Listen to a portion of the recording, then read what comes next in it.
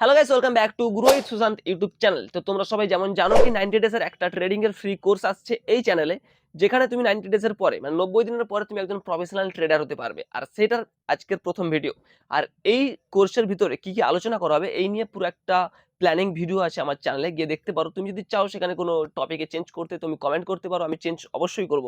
আর যদি না দেখে থাকো যাও, ডেসক্রিপশনে লিংক দেওয়া আছে, ভিডিওটা দেখো। যেমন কি আমি তোমাদের আগেই বলেছি যে আমরা একদম বেসিক টু অ্যাডভান্স মানে ট্রেডিং নামটা শুনেছি যারা, সেখান থেকে একদম শুরু করে একদম প্রফেশনাল ট্রেডার হওয়া অবধি প্রত্যেকটা ভিডিও স্টেপে স্টেপে আসবে।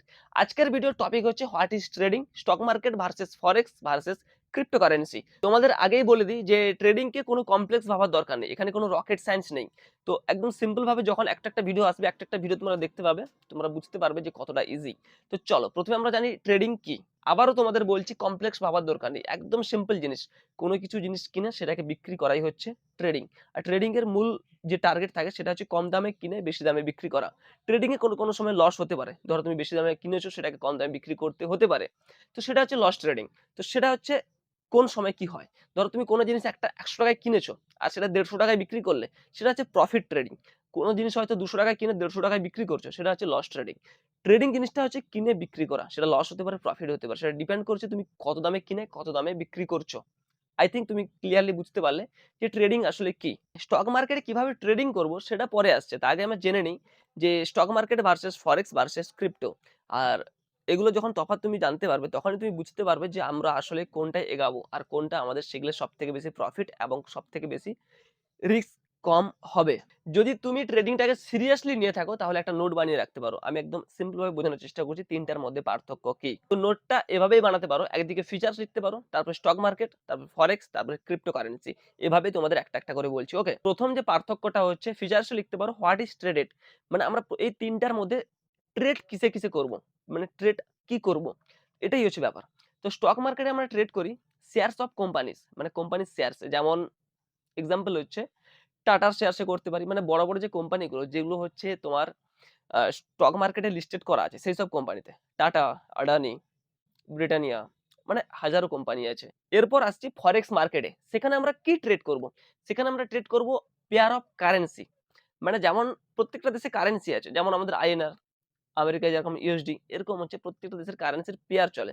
যেমন ইউএসডি আইএনআর, ইউআর ইউএসডি, এরকম হচ্ছে পেয়ার থাকে একটা একটা, মানে এক জোড়া করে কারেন্সি থাকে, সেগুলো আমরা ট্রেড করতে পারি, সেটা হচ্ছে ফরেক্স ট্রেডিং।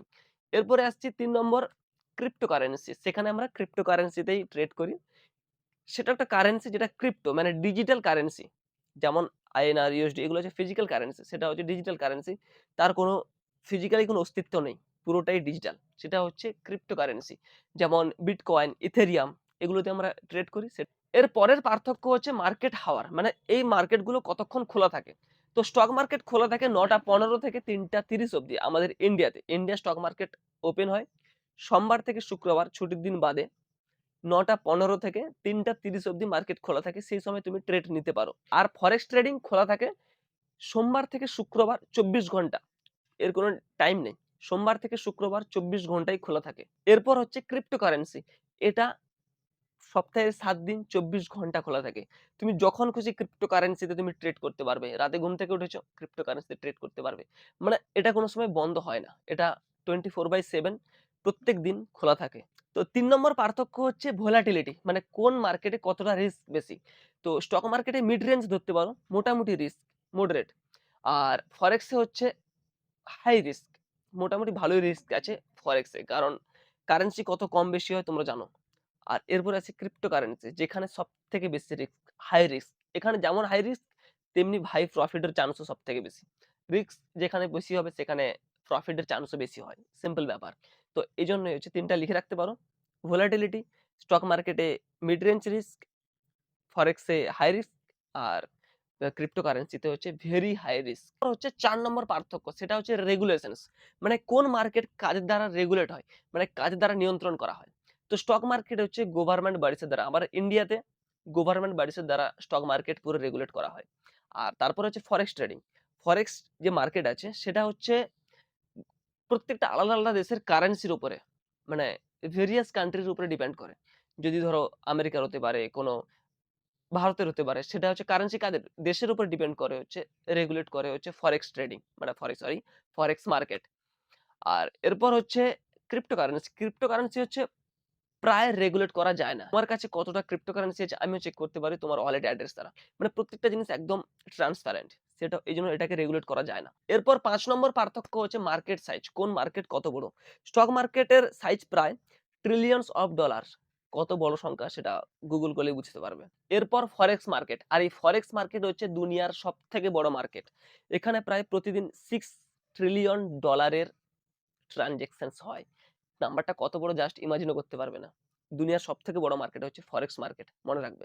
এরপর আসছে ক্রিপ্টোকারেন্সি। ক্রিপ্টোকারেন্সি মার্কেট অনেক ছোট কিন্তু খুব তাড়াতাড়ি গ্রো করছে। মার্কেট কোন দিকে যাবে সেটা বলা মুশকিল। কিন্তু বর্তমান সিচুয়েশন অনুযায়ী ক্রিপ্টোকারেন্সি মার্কেট অনেক ছোট। ৬ নম্বর পার্থক্য হচ্ছে ওনারশিপ মানে মালিকানা। তুমি স্টক মার্কেটে কি ট্রেড করেছিলে? কোম্পানির শেয়ারস। তো এটাই হচ্ছে তোমার মালিকানা। তুমি কোন কোম্পানিতে ইনভেস্ট করেছো আর সেই কোম্পানির যে শেয়ারস তুমি কিনেছো সেটাই তোমার মালিকানা। মানে কোন কোম্পানির অংশ তোমার কাছে আছে। এরপর হচ্ছে ফরেক্সে। ফরেক্সে তুমি ট্রেড করছো কোন কোম্পানির কারেন্সিতে। ওটাই তোমার। এরপর আসছে ক্রিপ্টোকারেন্সি। ক্রিপ্টোকারেন্সিতে তুমি হোল্ড করে রাখো টোকেন বা কয়েন। ক্রিপ্টোকারেন্সি টোকেনে পাওয়া যায় বা কয়েনে পাওয়া যায়। সেটা তুমি হোল্ড করে রাখছো সেটাই হচ্ছে তোমার ওনারশিপ। তো এগুলোর লাস্ট পয়েন্ট হচ্ছে এক্সাম্পল মানে কোন মার্কেটে তুমি কোথায় ট্রেড করতে পারবে। তো স্টক মার্কেটের জন্য আছে এনএসই ন্যাশনাল স্টক এক্সচেঞ্জ আর বিএসসি বোম্বে স্টক এক্সচেঞ্জ। এখানে তুমি ট্রেড করতে পারবে। এরপর আসছে ফরেক্স। ফরেক্সে তুমি ফরেক্স ব্রোকার আছে, কারেন্সি এক্সচেঞ্জ আছে, এখানে তুমি ট্রেড করতে পারবে। এরপর আসছে ক্রিপ্টো মার্কেট। এখানে তুমি কোথায় ট্রেড করতে পারবে? এখানে কয়েনবেস আছে, বাইন্যান্স আছে, কয়েনডিসিএক্স আছে, এরকম অনেক আছে যেখানে তুমি ট্রেড করতে পারবে। আশা করি তুমি এই মার্কেটগুলোর মধ্যে কি প্রধান পার্থক্য সেগুলো বুঝতে পেরেছো। আর এরপরে যদি আমি তোমাদের এক লাইনে বলি, তো যদি স্টক মার্কেট হচ্ছে রিস্ক কম, রিটার্নের জন্য ভালো, লং টার্ম ইনভেস্টমেন্ট যদি করতে চাও তো একদম ঠিক আছে। ফরেক্সে মোটামুটি রিস্ক আছে, সেখানে তোমার ডিপ অ্যানালাইসিস দরকার। মানে ইন্টারন্যাশনাল ফাইন্যান্সে কি চলছে সেটা তোমার ডিপ অ্যানালাইসিস ছাড়া তুমি কিন্তু ফরেক্স ট্রেডিং এ ভালো করে ট্রেড করতে পারবে না। আর লাস্ট হচ্ছে crypto market. High risk, high profit, fast moving. মানে কোনো জাস্ট যদি তোমার রিস্ক নেওয়ার ক্ষমতা আছে তাহলে তুমি একদম বেস্ট হচ্ছে মানে রিস্কে কোনো যায় আসে না। টাকাতে তোমার কোনো যায় আসে না তাহলে তুমি ক্রিপ্টোকারেন্সি। টাকা লাগাও, হাই প্রফিট নাও বা হাই লস নাও, বেরিয়ে যাও। তো এরপর আসছি তোমার কোনটা করা উচিত? তুমি কিভাবে চুজ করবে? আমি বলছি, যদি তুমি কোনো কোম্পানিতে ইনভেস্ট করার ইন্টারেস্ট রাখো, লো রিস্ক কোনো কিছু কোনো মাথা ঘামানোর দরকার নেই। বড় একটা কোম্পানিতে ইনভেস্ট করবে তাহলে স্টক মার্কেট তোমার জন্য বেস্ট। যদি চাও তোমার কাছে তুমি অনেক নলেজ আছে, তোমার গ্লোবাল নিউজে তুমি অনেক ইন্টারেস্ট রাখো, গ্লোবাল ইকোনমিকে তুমি অনেক এনালাইসিস করা আছে তোমার, তাহলে তুমি ফরেক্স মার্কেট করো। তোমার জন্য বেস্ট। আর যদি তোমার কাছে কোনো রিস্ক কোনো মানেই নেই, কোনো রিস্ক নেওয়ার ক্ষমতা আছে তোমার, ইনভেস্ট করার ক্ষমতা আছে, টাকা গেলে কোনো যায় আসে না, হাই ফাস্ট মুভিং হতে চাও, তাহলে তোমার জন্য crypto market best. I think তোমাদের প্রত্যেকটা জিনিস আমি ক্লিয়ারলি সহজ ভাষায় বোঝানোর চেষ্টা করেছি আর তোমরাও বুঝতে পেরেছো। যদি বুঝতে পেরেছো তাহলে নিশ্চয়ই কমেন্ট করে জানাবে। আর যদি এর পরে কোনো ডাউট থেকে থাকে এই টপিকের উপরে তাহলে কমেন্ট করে জানাও। আর পুরো যে 90 ডেজ মানে 90 দিনের যে পুরো কোর্সের যে টপিক গুলো আছে সেই ভিডিও যদি দেখতে চাও তাহলে ডেসক্রিপশনে লিংক দেওয়া আছে, গিয়ে দেখতে পারো। আর এই যে পার্থক্যগুলোর একটা পিডিএফ আমি তোমাদের শেয়ার করে দেবো। যদি তুমি ডেসক্রিপশনে গিয়ে টেলিগ্রামের লিংক দেওয়া আছে, টেলিগ্রামে গিয়ে জয়েন হয়ে যাও, সেখানে আমি তোমাদের পিডিএফটা শেয়ার করে দেবো। ঠিক আছে? সেখানে পিডিএফে যদি তুমি নোটস না বানিয়ে থাকো তাহলে পিডিএফ দেখলে তুমি বুঝতে পারবে, আরো ইজি হতে পারবে। যদি তুমি ট্রেডিং নিয়ে সিরিয়াস থাকো তাহলে চ্যানেলটা সাবস্ক্রাইব করে রাখো। দেখা হচ্ছে তোমাদের সঙ্গে পরে কোনো ইন্টারেস্টিং টপিক নিয়ে। আর এর পরের টপিক নিশ্চয়ই জানতে পারবে যদি তুমি টপিকের ভিডিওটা দেখো। তো চলো ততক্ষণের জন্য নিজের এবং নিজের পরিবারের খেয়াল রাখুন। রাধে রাধে।